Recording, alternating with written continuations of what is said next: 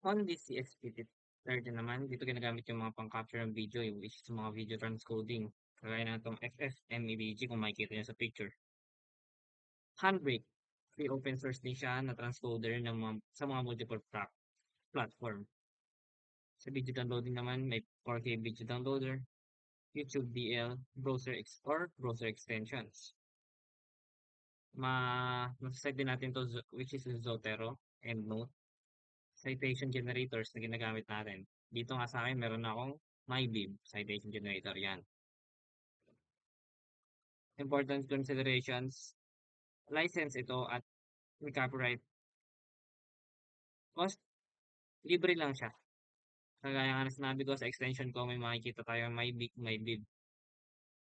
And lastly, it is easy to use. Madali lang po siyang gamitin. In just some 10 to 15 something click.